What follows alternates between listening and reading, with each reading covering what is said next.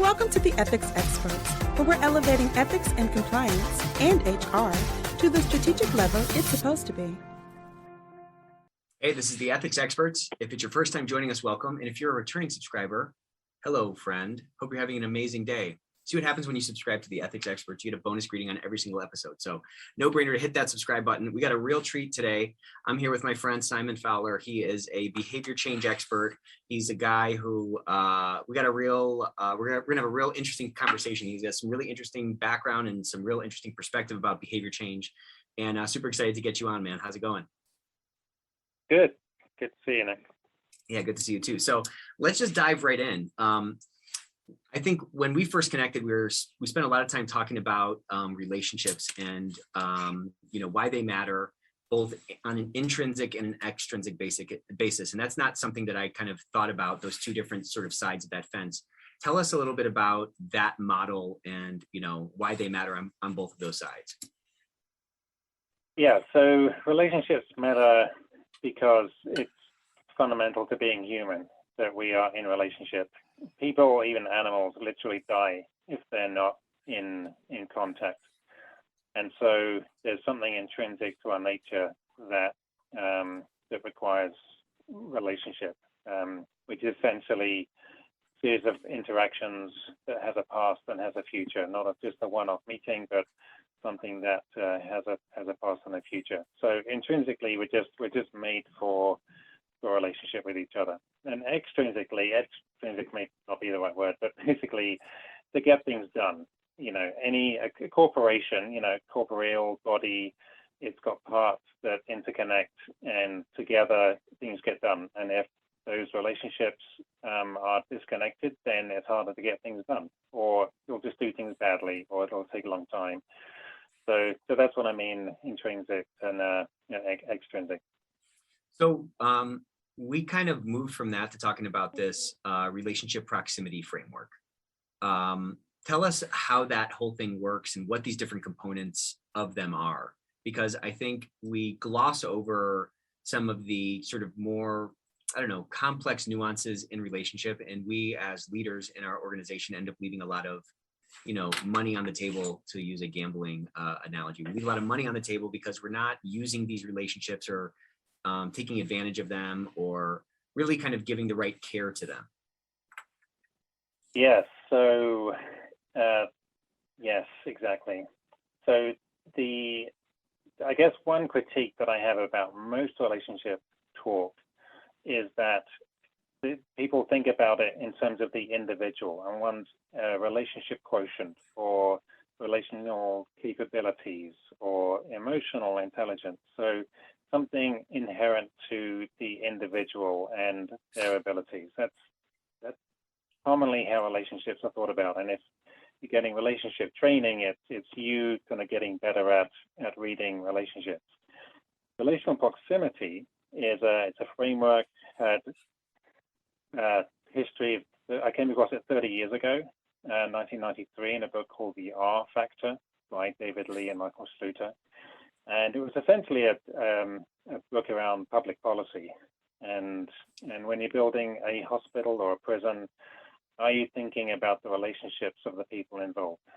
So it might be more efficient to put a hospital 50 miles from 6 nearest cities, but 50 miles. Nurses, doctors have to travel from where their cities are to there, or people caring for their patients. So literally thinking about how things are built and where things are built and the human beings involved in them and the impact of that on relationships. So that's where the book came from, and it posited 5 domains of relationship. So essentially it's not exhaustive list, but it's five factors of any relationship that are just there, and I don't think most people would argue with them. So there's contact. You need something of contact, otherwise you don't have a relationship. Time. So like I said, it's not a one-off encounter. Knowledge. There's some sense of understanding and mutual knowledge. There's a human relationship. You kind of know something about each other. Power. There's influence on each other. There's a sort of neglect or exploitation or just influence, positive and wonderful. that power. And then there's purpose. You know, why does the relationship exist? If I've got limited time, who do I spend my time with? What relationships do I have? And why do I even have them? What's the friendship for? What's the marriage for? So those are the 5 domains of relationship. And each of those have drivers for proximity. And proximity essentially, generally speaking, you'd say relationships are going to be better if you have more. Actually, in a lot of cases, it's got to be less. And that's exactly the point of thinking about relationships and those 5 domains, is that in a dyadic relationship, 2 people or 2 organizations or 2 groups, their perspective on those things is going to be different. It doesn't matter if they're an extrovert or an introvert, how much contact I have, how direct the relationship is. So in the domain of contact, directness, how much directness is appropriate. The marriage is going to be very different from your neighbor in terms of contact. Now, different contexts even, that's going to be different. But if one person thinks face-to-face contact is really important, and the other person doesn't, then there's one person thinks this person is neglecting me. The other person is feeling a bit creeped out because this person just wants to be in my space, and I don't want them in my space. So just a simple matter of like, how do you contact each other, and the different perspective on it can create all sorts of challenges. With time, you've got continuity. How much time over time? How often do we meet? You and I have met before, kind of briefly. We've texted, we've connected on LinkedIn, and we've spoken. We haven't met in person, and maybe we won't again, and that's fine for our relationship. We'll hopefully meet each other again. But your expectation of how much time this relationship has, how much you want from me, and the medium of our communication is different. And again, if you don't show up, or I don't show up enough, or whatever, then that causes problems. So, do you want me to go on to the other 3? Please keep going on. No, because I'm learning so much here, and I'm thinking about some new relationships that I've started to establish in my own life, and how some pain points have started to kind of creep up, whether they're driven by my own insecurities, or like, does this person actually like me, or is it just a mismatch on some of this proximity, or, it's just an expectations mismatch. And it sometimes takes a little kind of time to, feel those things out, which gets more difficult, and when you're at different stages of life and so forth. So please, by all means, keep going. This is very interesting. Yeah, no, and it gets very practical. If you've got a lot of relational responsibilities in your work and your home, then you've literally only got so much time you can give. Right. And if you're going to meet people and encounter them, face-to-face encounter, you can only do so much of that. And so a new person comes into your life. Now, ideally, you just fold them into your current relationships. But if you're going to just see them, you've got to not see other people. So you've got to make some decisions about which relationships are important to me. And I can't be everybody's friend, or I want more friends. So just in terms of contact and time, it becomes very, very practical about how do you talk to people. And we avoid talking about the relationships, and we avoid saying, listen, you know what, I can't I can't give her any more time. So I take care of my mother-in-law. She lives with us. She's 92, and she needs 24-hour care. And my wife's an only child. So there's only so much thing I'm going to do. I've got 2 young teenage daughters. I want to be home. So as much as I love you, Nick, I'm not going to travel to see you. Anyway, so that's it's just not, on 2 factors. It's not me, it's you. And it's not even you. It's not even you. It's these other things. Yeah. Totally. Yeah. But if you don't talk about it, and you don't have the terms to talk about it, or we don't have the language for it or something, it can lead to a lot of like unintended offenses. And I mean, there's probably bodies in the wake of my ship of life from stuff like this, where I've burned a bridge and not even known it, or you know what I'm saying? Because there was that expectations mismatch in the context of a relationship as it's progressed and as there's been new demands on my time or their time or whatever, I mean, it's a very interesting framework. Yeah, exactly. And like I say, more generally relationships are going to be better if there's more of this, more contact. But sometimes you just can't give it, or sometimes it's just not appropriate.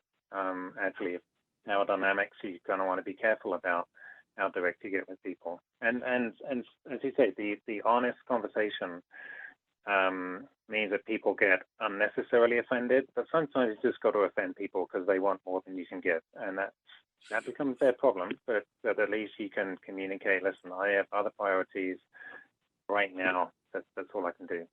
So talk to me about multiplexity. That's not a word or a term I'm that familiar with. And how does that map to these other sort of pillars of this proximity framework?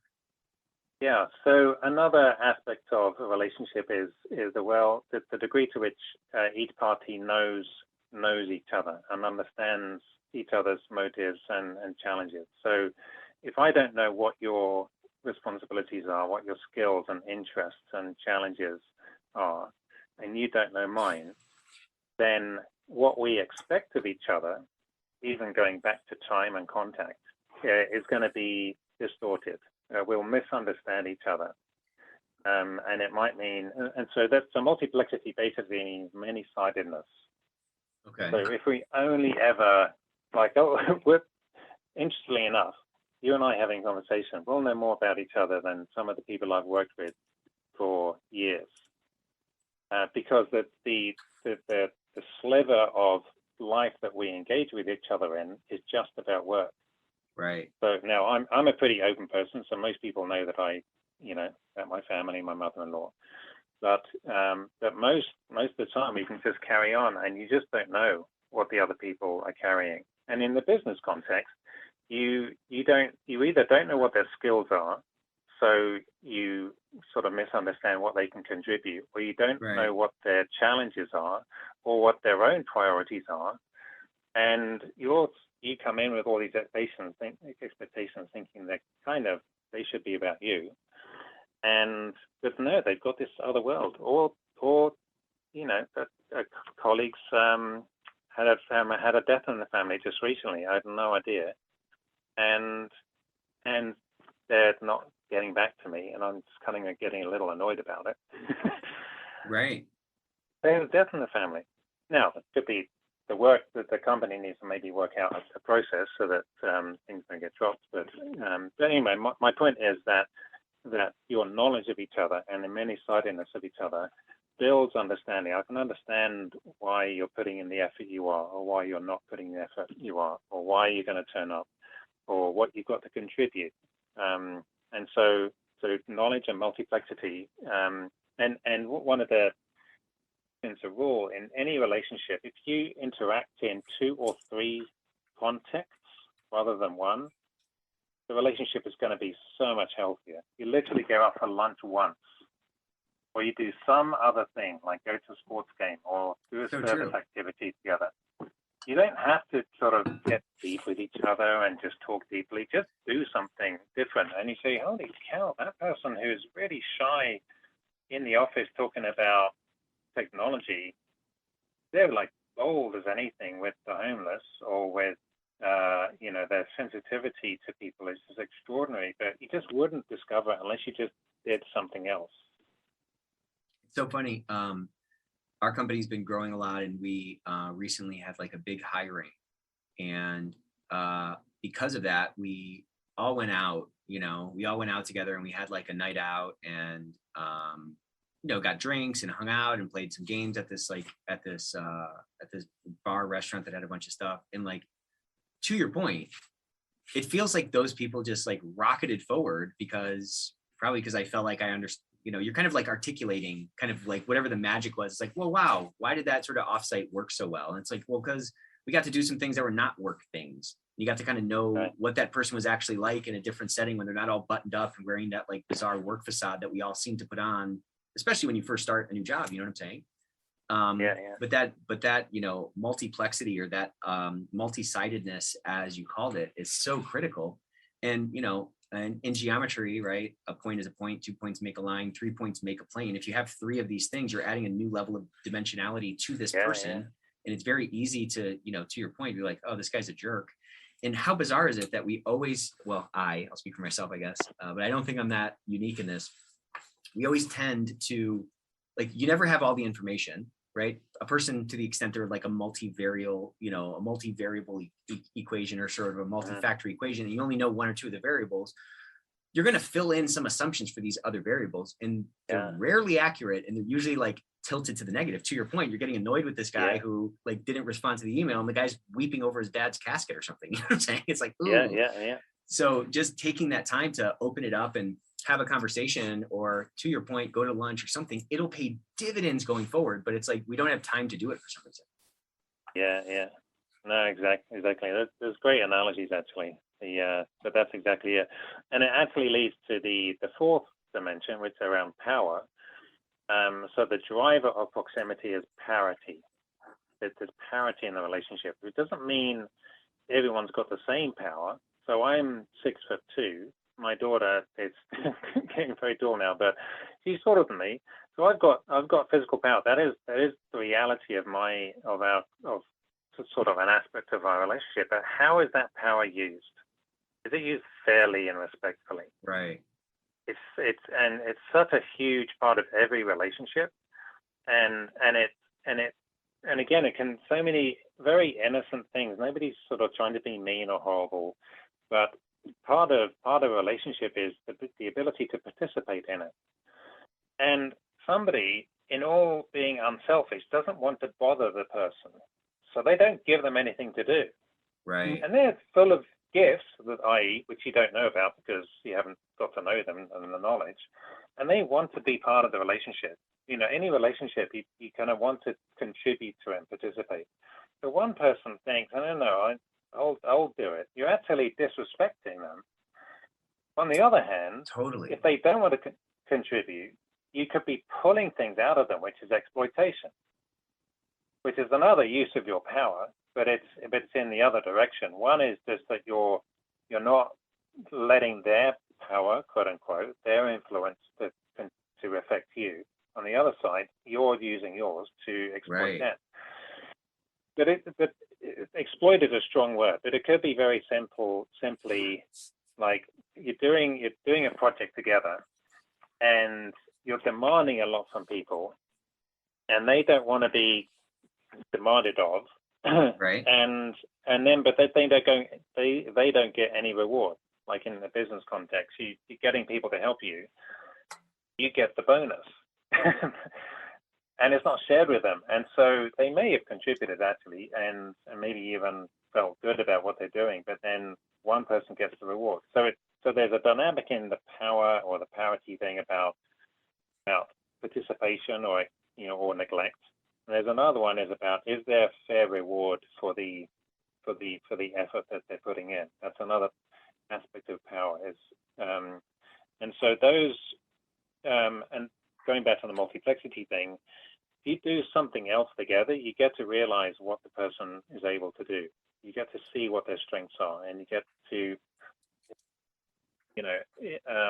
so I'm a Christian, and I've used this analogy before, like Bible study. Somebody may be they're all brainiac around the Bible, and so they're all waxing eloquent theology, and then there's other people who are just like, I don't know, I can barely work out the second commandment. How do I love people? And so in that domain, the brainiac just feels like dominating, and they're like so full of confidence. Then they go out and they go and serve the homeless, and then the brainiac is just like all completely terrified. They have no idea what to do practically. But the person who didn't say a peep is full of courage and tenderness, and so interacting in different domains, you start to see fairness or sort of power balances way out. You're strong in this context, I'm strong in that context. You help me here, I help you there. And over time, again, it's sort of relationship takes time, and you interact in different instances, and you start to see this parity sort of bear out. It's rarely going to happen in one instant. You know, what's interesting is that in our own body, we have the same thing that you're talking about, because the ear is not the eye and the hand is not the foot, and all these things work together to achieve some good or achieve some purpose, but they all have their own purpose. Right. And you have to be in these different realms to see these different things. And to your point, if you're just seeing somebody at Bible study or just seeing them at the soup kitchen, you won't even know what they're really great at. Yeah, exactly. Which leads to the fifth one in some ways, with purpose. So it's another, why does the relationship even exist? And if there's no commonality of purpose, so the driver of proximity is that there's commonality. You've got a shared understanding about why does this relationship exist, what's it for, and how important is it. Mm-hmm. And if you've got differences of opinion about that, then you'll misunderstand why did they not turn up? Totally. This is like critical. It's not to them. You didn't even find out if they wanted to be part of it. So all these other aspects that seem like that you're now attributing negative intent or negative motive is simply because, listen, I've got a 92-year-old mother-in-law who I need to feed. So I'm not going to be there every week. I'm sorry. I'm not going to be there every day. Can't Love do ya, it. but I love Right? her more. Or, you know, this is great. Yeah. This is fun to hang out, but I have another priority that's bigger, that has, you know, it's a bigger priority, or it's higher up on my hierarchy of, you know, purpose or whatever. You know what I'm saying? Which comes back to the multiplexity thing. It's just that if you right. understand what people's other issues and challenges and priorities are, you're going to have less expectation for what they can contribute. So again, what they can contribute with power, how much time they're going to give to you, how much they're going to put into traveling across the country to be there. All these things come out of, in one sense, like how important, what is this relationship for? How important is it to me? How important is it to me relative to all the other relationships that I have?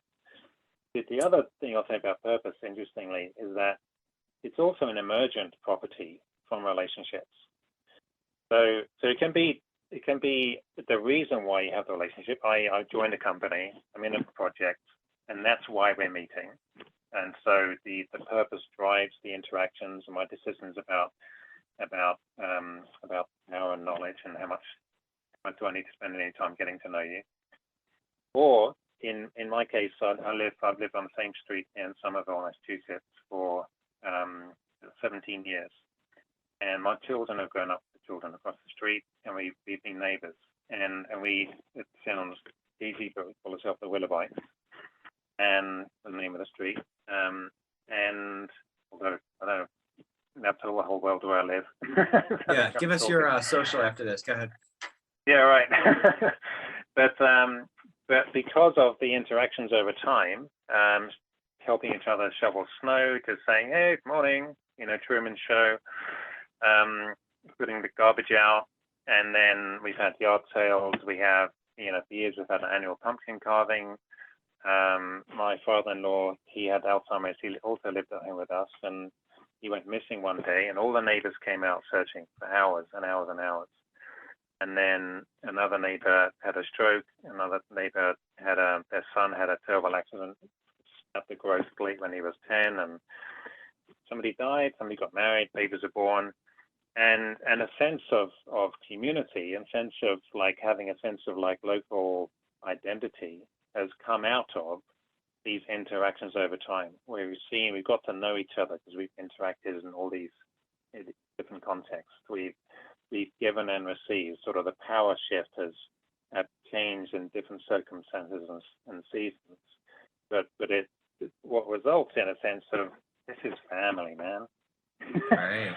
Because of contact and time and knowledge and parity of power, and a sense of this is who we are. So purpose is I don't know, it's a much big increasing theme in business, and at Korn Ferry, where I work in doing a lot of research on purpose, and it's key. It has huge influence on people's decisions around relationships, among others. Yeah. So what's surprising things came out of your research, or is coming out of your research on this purpose thing, and why is it now seeming to be more important than it was in our grandfather's generation or something? Well, I have to confess, I haven't read the research yet. I didn't do the research, and they do a lot of research, so I don't know what it's saying. My speculation around why it is, partly, I think there's less sort of intrinsic loyalty to where people are working. I think partly it's a result of the fragmentation that's going on in society generally, that people are wanting to know what matters, what am I doing that means something? Am I really just a cog in the wheel? Am I just that sensible that I can just be sort of let go? And then, so I think companies are recognizing that people need a sense of purpose. I think it's just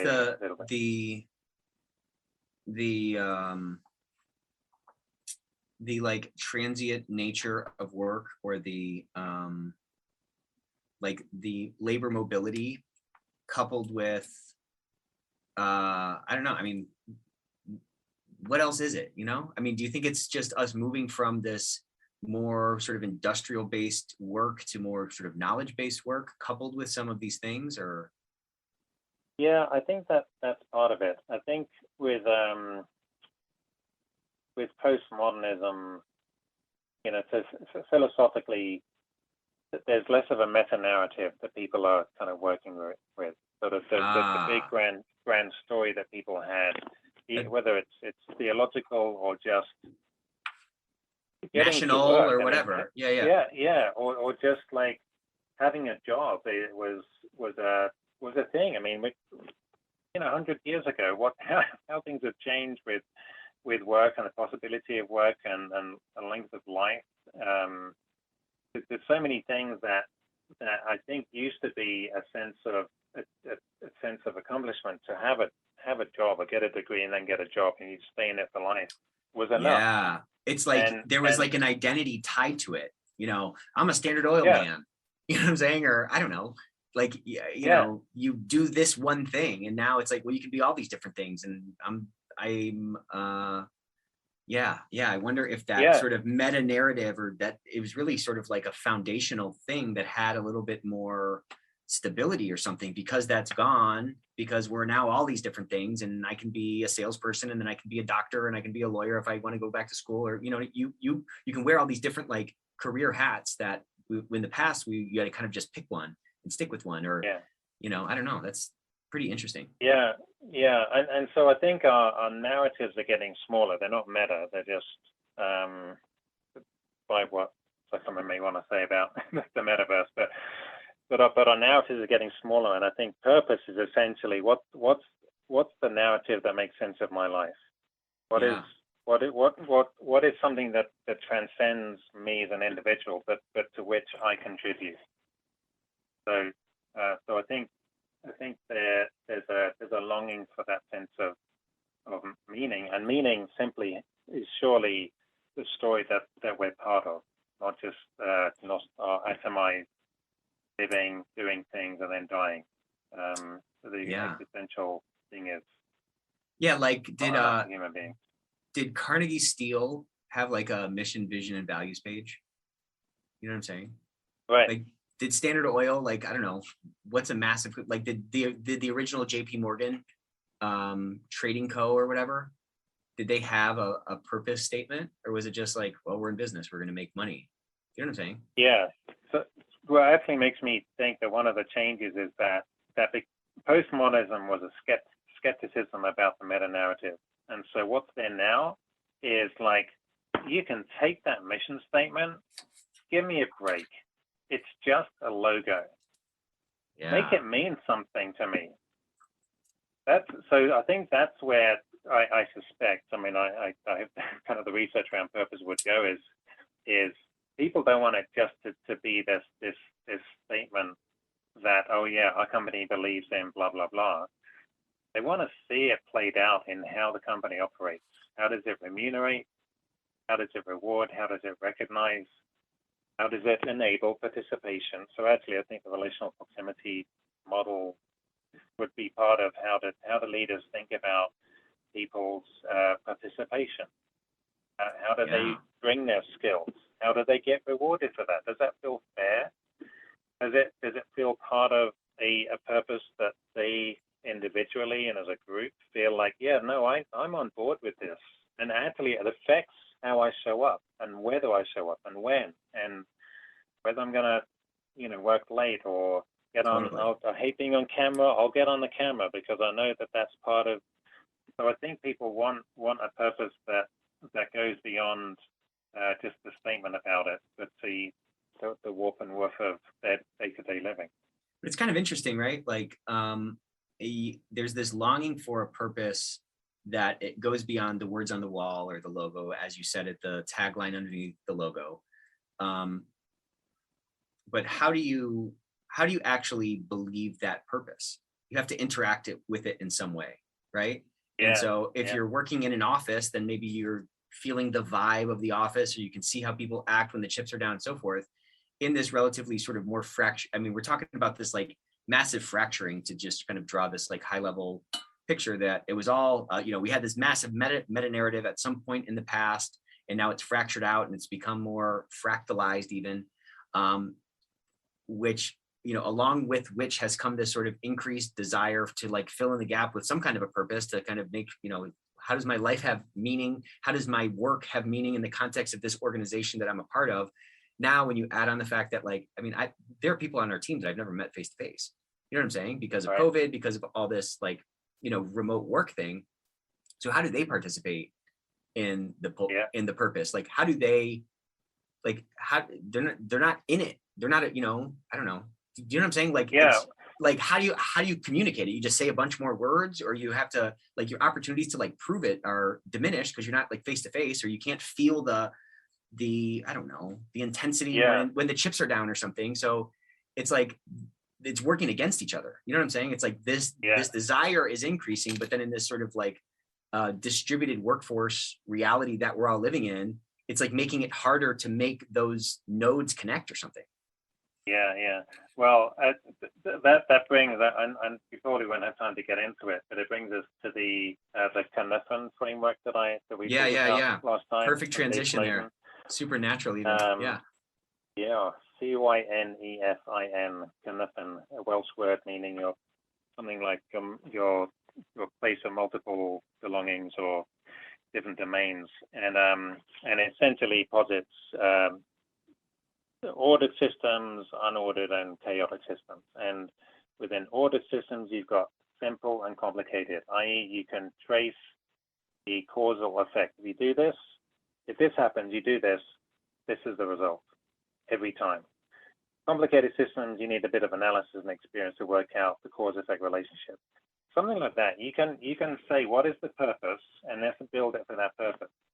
But complex systems are different. Complex systems, you can't basically find the thread. You can't just say, when you press that, this is going to be the result. Because every complex system, and I would argue every human group, is a complex adaptive system. And it's unique in that moment of time. Your company, for example, is in a moment of time, and now there's new people. There's no other company in the world that is in your situation. So and the company is literally the result of the interactions of its members. It is a complex system, and how those members interact produces, in a sense, the purpose. The purpose sort of almost arises out of the interactions, because you can't basically say we are going to do. Well, you can.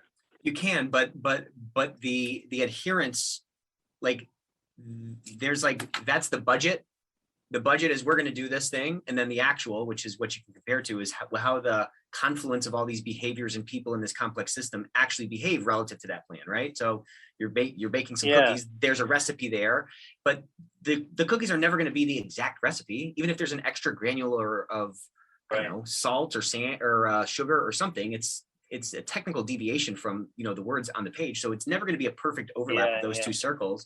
But then it just comes down to like, well, what's the extent to which these two circles overlap, and what's the extent to which there's a gap between them, and what's the nature of that gap, and how does that actually translate in this complex system to a furthering of that gap or a collapsing of the gap? You know what I mean? That's great, Nick. I think that's right. My thinking got a bit muddled, and I'm not an expert in this model at all, but I think that's exactly it. Is if you're saying that this is your purpose, does the interactions of those people match what you say your purpose is? Right. Not simply do they agree with it, but actually does the interaction manifestly produce the very thing that you say that you're there to produce? Right. Which actually reminds me of Bonhoeffer, if I can get theological again, a book that I've read 4 times, but I haven't really understood. It's Sanctorum Communio. It was his doctoral thesis. That's Dietrich Bonhoeffer, a German pastor in the 30s and 40s, was hanged by the Nazis. And anyway, his argument in there, I think, was basically to do with the church is that the church was not just a group of people who agree to a thing. It is, and that it is actually, it requires that people encounter one another, and then the spirit, so to speak, is the thing that is there because of encounter. And so I think interesting. It's exactly the case in business or a club or a group or even a family. Is it has to come from the actual encounter of human beings with one another. Yeah, what's your company culture if it's just one person? It's just your personality. Right. To your point, like the culture can only kind of exist in any meaningful way when there's more than one person involved, because it's going to be that it's going to fill the space between those two people and how they interact, and it's going to flex and it's going to move, and it's never going to be sort of one set thing. It's going to be this spirit, or whatever you want to call it, to draw this analogy into the kind of secular business, realm that we're talking about. It's the space between folks, and like, what does that space feel like, and how does that change over time? And it's crazy because we all have our different biorhythms, and we go through these different things where our parents die, and you have this and that happening, and all those kinds of things affect those spaces. And it's like, I don't know, how much space does your body occupy? It's like, well, that's literally changing at every moment, right? Even if you zoom in on your temple, and your vein on your temple is moving, well, that's changing the amount of space around your body that you're occupying. Or you take a deep breath and your chest expands, like those spaces are moving all the time. And if you're not conscious about how the complex system moves, then your culture can deteriorate very quickly. And I've seen it through acquisitions where 2 companies come together and there wasn't enough care taken on the space between those bodies, those massive sort of corporate bodies, and then the whole thing falls apart. You know what I'm saying? It's a very interesting kind of analogy you just brought up. Yeah. And no, exactly that. I mean, and people lose their sense of purpose of totally. why they even matter. So purpose sort of goes away, and their connections go away. And why bother doing anything if you're not connected, if you're not in relationship to them towards some kind of purpose? Well, then the purpose collapses down from something that's others focused down to self-focused. And then it's like, well, I just need to keep this job, or I need to find something else that's going to feed my own need. So it's just so fragile. I mean, as you're talking about this, the thing I'm thinking about is like how fragile it all is. Like, if you're living in a great culture, in a blink of an eye, that can all change. If you're not, if you have a beautiful secret garden that you've built, in a blink of a season, that thing can be overrun with weeds if you're not careful about tending it properly. You know what I'm saying? Yeah. No, exactly. And that's the irony and paradox about relationship, is that relationships need relationships to become better.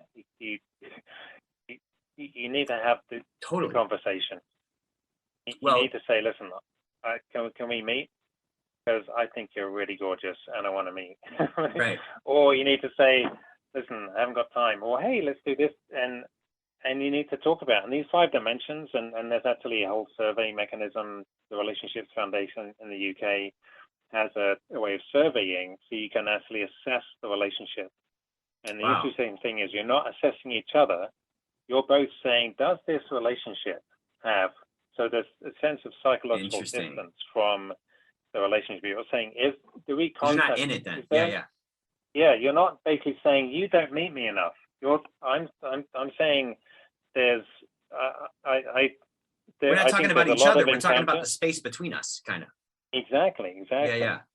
And that enables a slightly less like emotionally Totally. laden Totally. this discussion. You can say, oh, I thought that was a lot. I mean, 'cause you're talking about the same empirical reality. One person thinks it's a lot, one person thinks it's a little, and you can find that out through survey. Do we meet a lot? Do we meet a little? You think, oh, you think that's a lot? I think that's hardly anything. Right. Oh, and you want even more? Man, I can't even. Right. I'm struggling to give you that. So And interesting. so, yeah, it's incredibly, it's very powerful. I mean,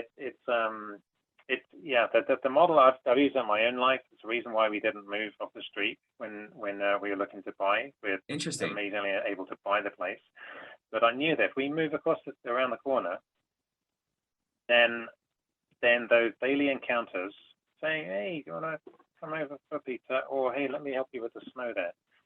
Just because I've moved like 50 feet around the corner, the proximity changes. And Totally. now they're one of many other people. I've got to find my calendar and remember to schedule to go and see them. But just because I moved. And so these domains of understanding of contact and time, to me, have enormous explanatory power for what we experience in relationships. Right. And real insights on how to make changes in relationship and make decisions about them. Totally fascinating. People can find you on LinkedIn. Is that the best way to get in touch with you? Yep, that's the best way. I did write a blog actually. I did 30 days of exploring this framework. Just picking one thing a day to reflect on. It was 10 years ago, and I've barely written a blog since. But that's at simondgfowler.com. Cool. Your magnum opus on a blog. I love it. Yeah. Well, I would rewrite it all now, but LinkedIn is well, very good, man. Thank you so much for joining us. Until next time. Thanks, Thank you.